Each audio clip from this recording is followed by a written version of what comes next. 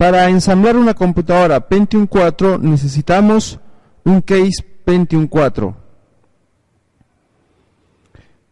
Lo segundo que necesitamos es una tarjeta madre, por ejemplo una ASRock. Tenemos dentro de la caja el manual y también el driver o CD que nos permitirá configurar la tarjeta de red y audio integrada, un conector SATA, los cables de 80 y de 40 hilos, como también el conector o cable para la disquetera de 34 bits. Ahí podemos ver un bus de 40 hilos y por aquí un bus de 80. Como se podrá ver, ambos tienen la misma cantidad de contactos, 39 contactos para el bus de 40 y de 80. La diferencia está en que el bus de 80 puede transferir la información a mayor velocidad. Este es un bus de 34 bits o 34 hilos que sirve para la disquetera. Ese terminal que estoy agarrando ahí sirve para conectar la disquetera y será la letra A. Una máscara que llega para colocar en la parte posterior de la carcasa y nuestra tarjeta madre o placa base. Por ejemplo, por ahí tenemos el conector PS2 o mini DIN para el mouse, color verde, el conector PS2 o mini DIN color morado para el teclado, un puerto paralelo o LPT para la impresora. Tenemos el conector para el monitor, es decir, esta placa tiene la tarjeta de video integrada, una tarjeta de red también integrada y 6 conectores USB para cámaras digitales, impresoras. Y por este lado tenemos a la tarjeta de audio integrada. El color verde es salida de audio, el color azul es ingreso de audio y el color rosado es el micrófono. Ahora mostramos el socket para el procesador. El código de este socket para procesadores Pentium 4 es el PGA 478. Las memorias también tienen su lugar en la placa y encontramos dos módulos para las memorias DDR. Un slot o bus de expansión para la tarjeta de video AGP de 8X de velocidad. Encontramos 3 bus de expansión PCI. Por ejemplo, podemos conectar una tarjeta de audio en el slot número 1, en el slot 2 o 3, o una tarjeta de TV Coder. Eso nada tendría que ver porque todos trabajan en paralelo. Ahora mostramos un slot para el fax.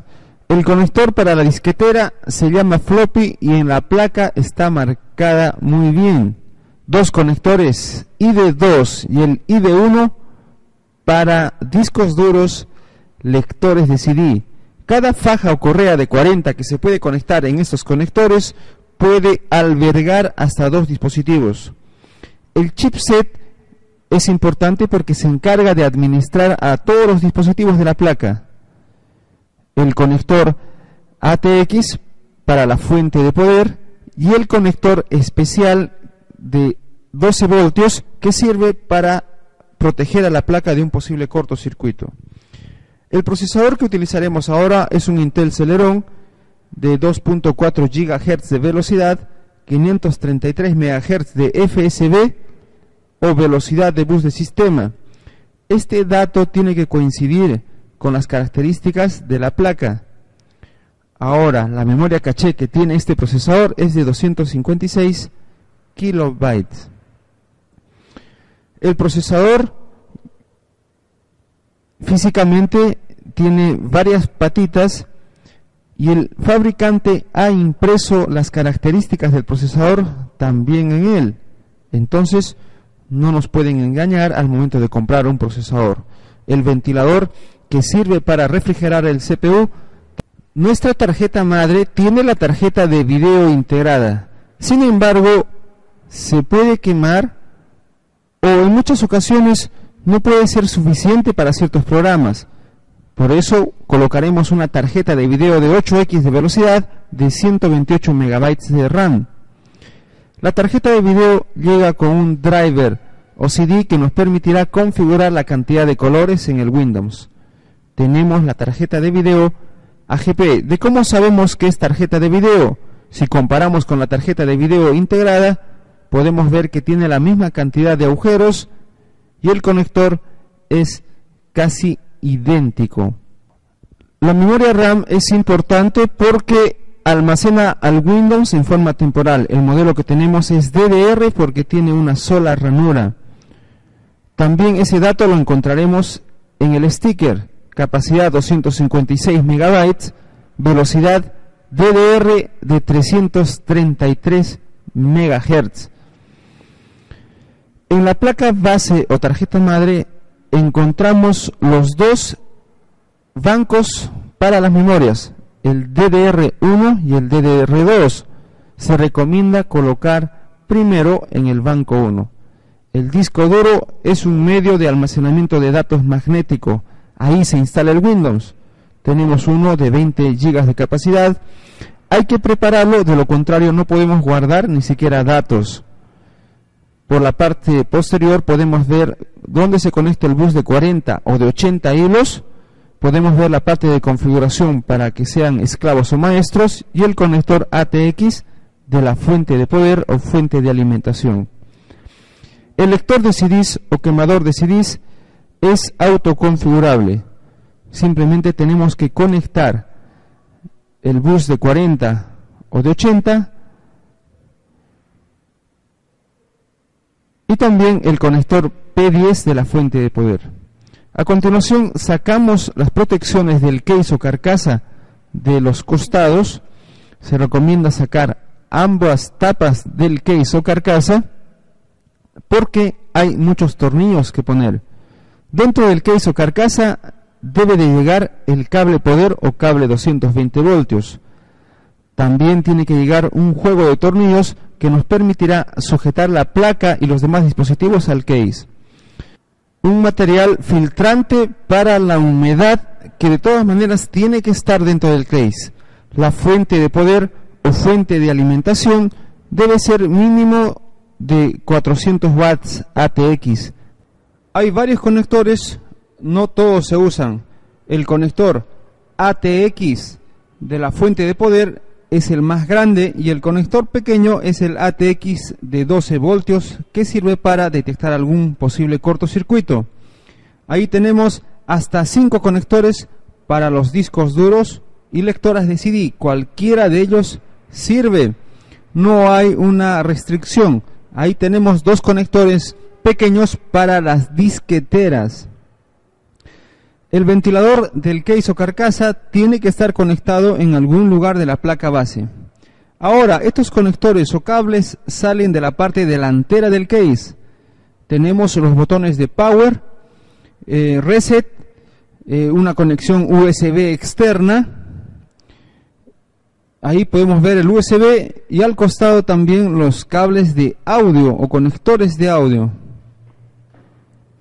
Ahora, lo primero que se coloca es la placa base o tarjeta madre. Para eso hacemos coincidir la tarjeta madre tomando en cuenta las salidas. Debajo de la placa el circuito no está aislado, de tal manera que tenemos que buscar unos puntos de apoyo tal como estoy mostrando ahí. Para eso se necesita ciertos tornillos, ubicarlos en sitios estratégicos, lugares, agujeros en la placa, en sitios estratégicos de la placa. Por ejemplo, en esta placa ARROC tenemos varios puntos estratégicos. Son los agujeros con borde metálico. Ahí podemos ver uno, por aquí otro. Tenemos hasta 6 agujeros destinados para este fin. Ahora, la parte donde van los conectores tiene que coincidir con la máscara del case o carcasa, pero en nuestro caso eso no sucede. Tenemos que recurrir a la máscara que nos llegó con la tarjeta madre. Esa sí está preparada para la tarjeta madre. Podemos encajar entonces, si encaja todo. Ahora sacaremos la máscara que llega con el case. Unos pequeños golpes, con certeza en lugares estratégicos. Lo extraemos. Ahora, si colocamos sin máscara la tarjeta madre, veremos que no va a estar protegida. Colocamos entonces la máscara que nos llega con la placa. Unos pequeños golpes en sitios estratégicos y la máscara estará colocada ya.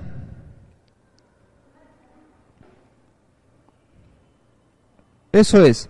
Ahora que tenemos la nueva máscara colocada, podremos colocar la tarjeta madre en el case o carcasa y lógicamente coincidirán todos los conectores respectivamente. A continuación vamos a marcar los agujeros que le corresponden a la placa. Agarramos un marcador indeleble de preferencia y marcamos en todos los lugares donde hay borde metálico. Ahí colocaremos los tornillos amarillos que vimos hace un momento. Marcamos todos los lugares o agujeros donde tiene borde metálico. Una vez que hayamos hecho eso, podemos resaltarlos y nosotros lo tenemos resaltado ya. Por ejemplo, en esa esquina, en ese agujero hemos marcado, quiere decir entonces que ahí va un tornillo. También en el otro extremo.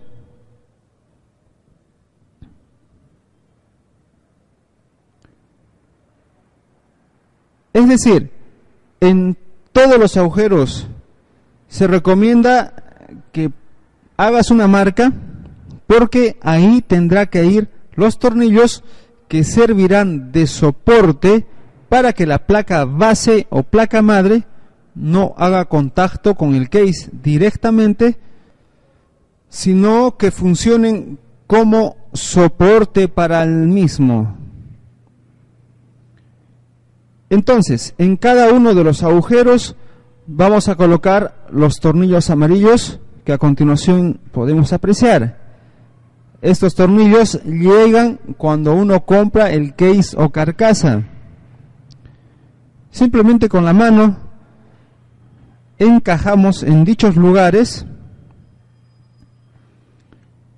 de tal manera que podamos entornillar en el case o carcasa tal como se está viendo.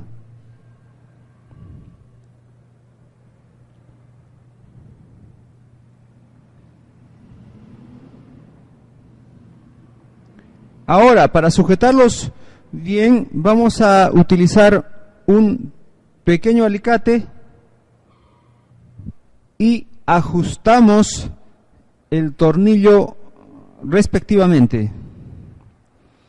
Tenemos que repetir el proceso para los demás agujeros, colocar tornillos donde corresponde.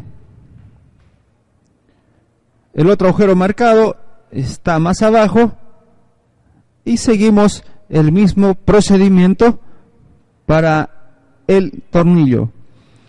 Entonces, todos los lugares donde hay borde de metal hemos marcado, por lo tanto hemos colocado el tornillo amarillo en el case o carcasa. Ojo, no colocar tornillos que no coincidan con los agujeros. De lo contrario, podrías quemar tu tarjeta madre. Ahora colocamos la tarjeta madre y como los tornillos están debajo, tendremos el apoyo necesario para que la placa no toque directamente con el case. Se puede apreciar ahí el tornillo amarillo, claramente se ve que está debajo de la placa.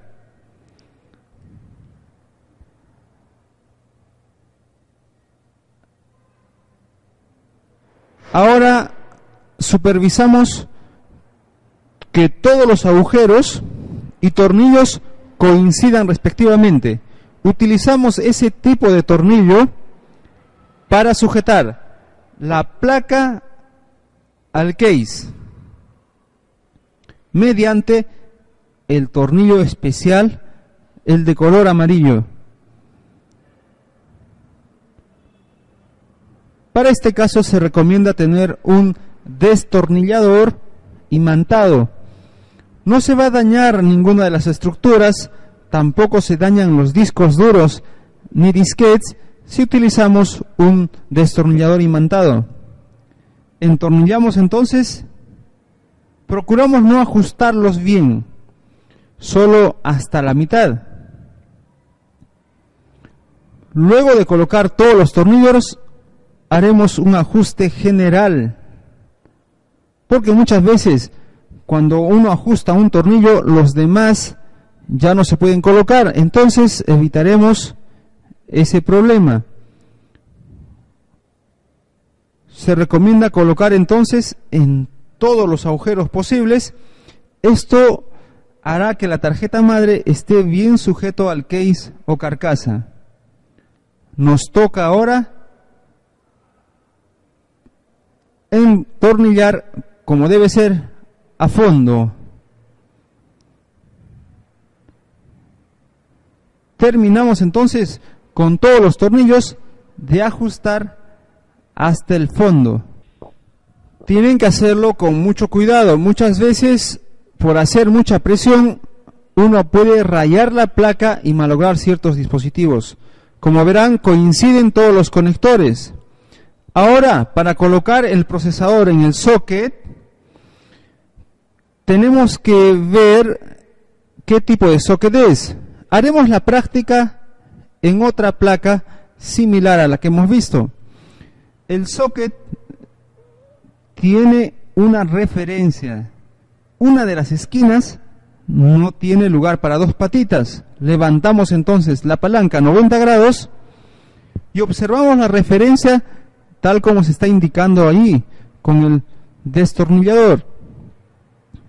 Esa es la esquina de referencia. En esa esquina no hay agujero para dos patitas o pines del procesador. Entonces el procesador tendrá la misma referencia.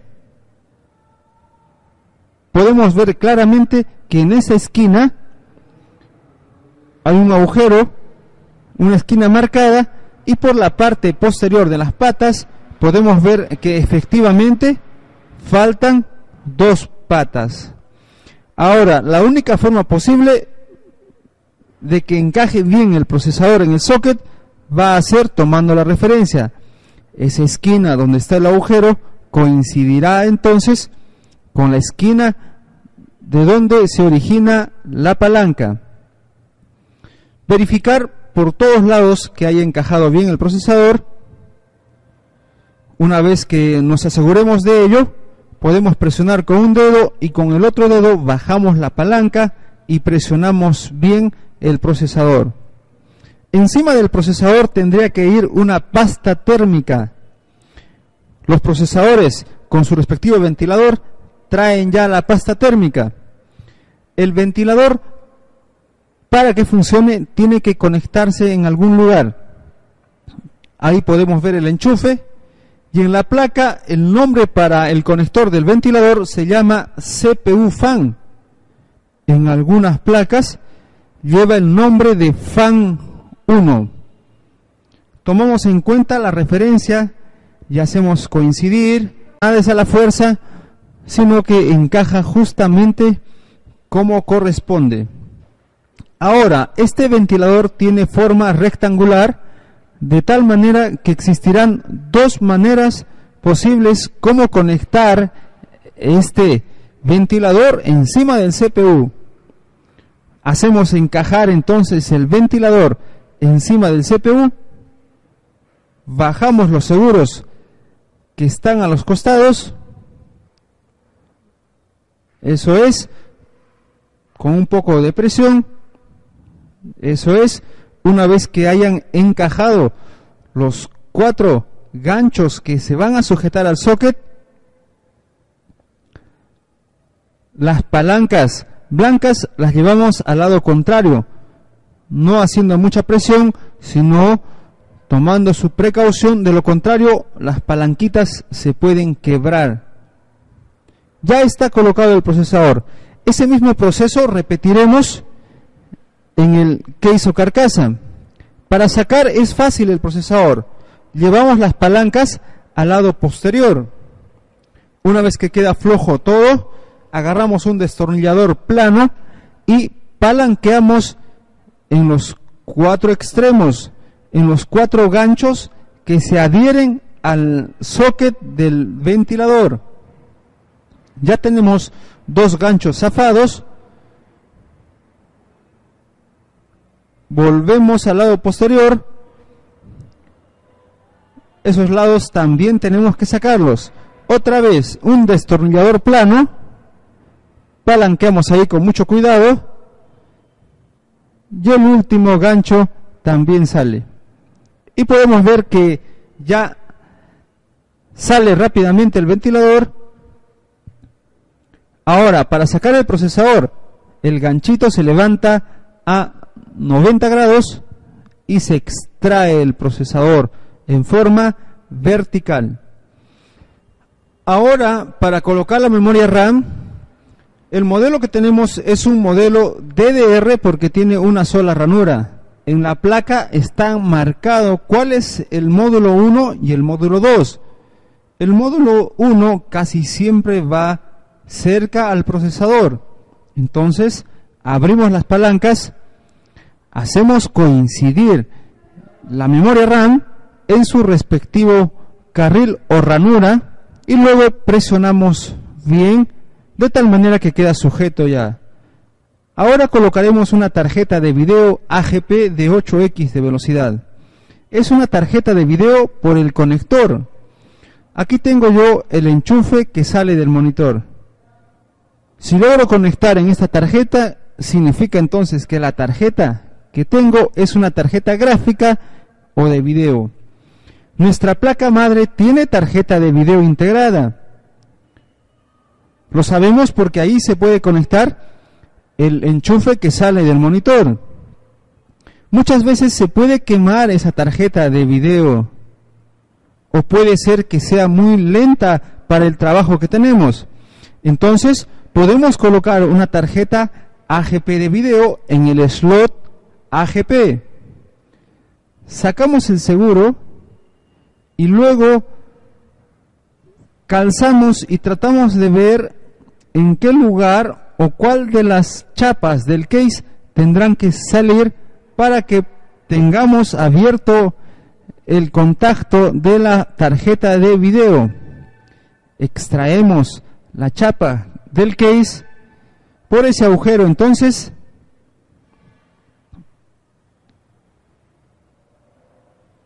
efectivamente por este agujero es que saldrá el conector de la tarjeta gráfica o de video. Ahora movemos el seguro que tiene el slot AGP. Todas las tarjetas que se conectan en el slot AGP tienen la opción para ser sujetadas. Una vez que encajamos bien, cerramos el seguro del slot AGP. El sistema puede variar de acuerdo a la tarjeta madre. Encaja la tarjeta de video justo donde corresponde. Si lo vemos por el lado posterior del case o carcasa, vamos a notar que sí se puede ver el enchufe del monitor. Ahora, para sujetarlo necesitamos un tornillo.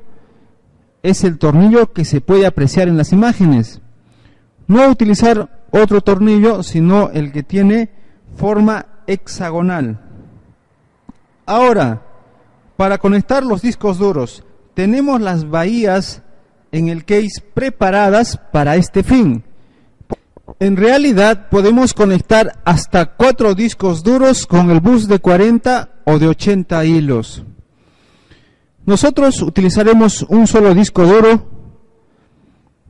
El disco duro tiene 2 conectores, uno para el bus de 40 y el otro para la alimentación de la fuente de poder. Encajamos en el respectivo carril y luego con el tornillo que se está viendo entornillamos y sujetamos el disco duro. Son unos tornillos los más pequeños, cortos y un poco gruesos.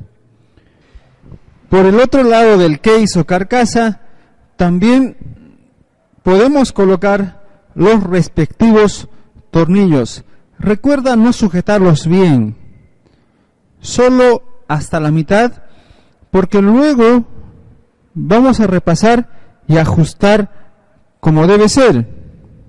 Ajustamos entonces los tornillos como deben ser, esta vez hasta que se termine de enroscar todo el tornillo. Ahí está. A continuación colocaremos una lectora de CDs. Ahora, para conectar el lector de CDs, tenemos que sacar el seguro del case o carcasa, porque el lector de CDs entra por la parte de adelante. Sacamos la protección de donde corresponde para colocar nuestra lectora de CDs. Colocamos entonces por la parte delantera en el respectivo carril, tomando en cuenta que no esté de cabeza. Una vez que encaja bien, agarramos los tornillos respectivamente y recuerda no ajustar hasta el fondo, sino hasta la mitad, para luego en una segunda oportunidad ajustarlo como debe ser. Entonces colocamos todos los tornillos que corresponden.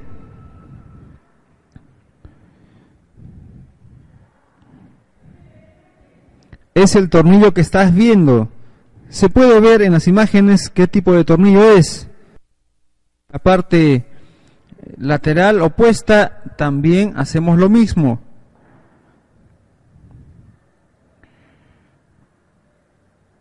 Una última ajustada y el lector de CDs queda ya.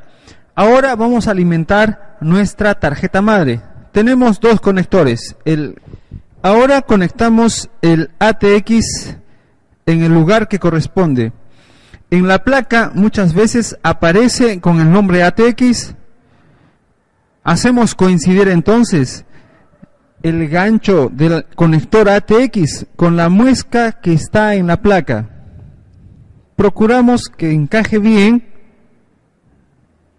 Luego conectamos el conector ATX de 12 voltios que evita algún posible cortocircuito o previene o protege a la placa madre. Lo tenemos por ahí. Buscamos una posición. También el gancho coincide con la muesca que está en el conector de la placa base. Tenemos hasta 5 conectores para los discos duros y para 2 disqueteras. Pueden ser 5 discos duros o lectoras. Ahora agarramos cualquier conector para el disco duro y encajamos en el lugar que le corresponde. Solo tiene una única posición. Si colocaríamos al revés, quemaríamos directamente el disco duro. El mismo conector, uno similar, sirve para el lector de CD. Ahora vamos a conectar las fajas o correas. Si es para el disco duro, tiene que ser de 80 hilos. Recuerde el lado rojo, la guía o la referencia. Conectaremos uno para el lector de CDs. Encajamos en el lugar que corresponde, tomando el lado rojo junto al conector que sale de la fuente de poder. El otro extremo del flat o correa lo conectamos en la placa base en el conector ID2, tomando en cuenta el lado rojo del flat o correa y también tomando en cuenta la muesca que nos sirve como referencia. Encajamos bien, tomamos nuestro tiempo porque muchas veces se quiebran los pines de la tarjeta madre. Una vez que hayamos encajado ya el flato correa de la lectora de CDs en el ID2, tomamos y revisamos la referencia roja con la guía que tiene que haber en la placa base. Si no está en la placa base, tendremos que verlo en el manual o catálogo de la tarjeta madre. Ahora, para los discos duros de 40 GB para arriba, que desarrollan 7200 RPM, sirve el bus de 80 hilos. Conectamos en el disco duro y también en la placa base el otro extremo. Si el bus de 40 hemos orientado el lado rojo para un lado, el bus de 80 también tendrá que estar orientado para ese lado. A continuación, en el catálogo de la tarjeta madre, tenemos que ver ahora dónde conectaremos el botón Power Reset. En algún lugar de la placa madre tenemos que encontrar ese panel 1. Los cables que salen de los botones de encendido y luces del disco duro que salen de la parte posterior. En la placa tenemos que comparar el catálogo con la tarjeta madre. Ahí tenemos los conectores que salen del case. Como verán, cada conector tiene nombre, por ejemplo el reseteo. Y como tenemos ahí en la parte superior el manual o catálogo, el reseteo va justo donde corresponde. Entonces donde conectemos, ese tendrá que ser el lugar. Efectivamente, el reset con nombre coincide con el manual o catálogo de la placa. Ahora, si conectaste mal, no se va a quemar nada. A continuación, el botón de encendido mediante su cable Power Switch. Y según el catálogo que podemos ver de color blanco, el Power Switch está arriba nomás del botón reseteo. Entonces, no tiene polaridad. Conectamos de preferencia con las letras vistas hacia afuera. Encajamos bien el conector para encender y apagar nuestra computadora. Ahora conectemos otro cable. Todos los cables tienen su nombre. El HD LED, que es la luz que nos permite ver si el disco duro está trabajando o no. Entonces este HD LED está al costado nomás de reseteo.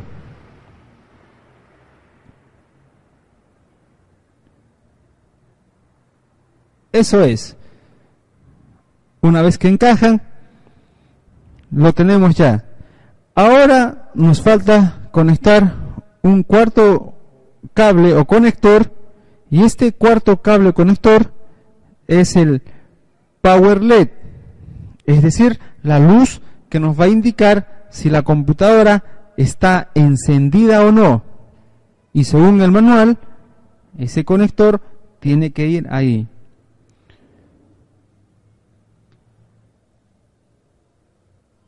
Tenemos ya conectados 4 enchufes importantes que salen de la parte delantera del case o carcasa.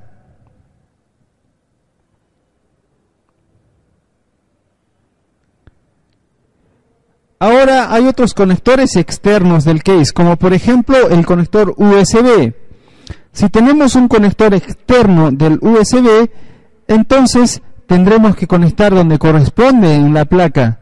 Y para nuestro ejemplo, esos pines en un soporte de color azul son justamente los conectores que sirven para el USB externo, tal como se muestra en el catálogo. En algunas placas el USB viene separado. Si nosotros no conectamos bien esos conectores, podremos quemar el dispositivo que se conecte al USB externo. Ahora conectemos el ventilador del case o carcasa. El enchufe tiene que ir necesariamente con el formato que tenemos en la placa base. Algunos ventiladores se conectan directamente a la fuente de poder o fuente de alimentación. En este caso no va a haber ningún problema, funcionará igual. Ahora nos queda tapar nuestro case o carcasa. Para eso, uno de los lados corresponde al lado donde va el CPU. Este case o carcasa tiene una tobera. Eso permite que el aire caliente pueda salir con facilidad del case o carcasa. Entonces, tiene que coincidir y tiene que estar encima del ventilador del CPU.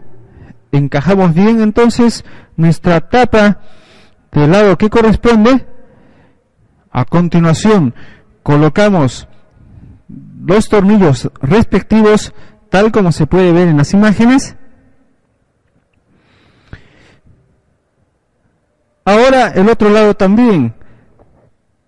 La tapa para este lado no tiene ninguna tobera, es una tapa simple. Procuramos que coincida como corresponde. Empujamos bien hasta el fondo y luego colocamos su respectivo tornillo.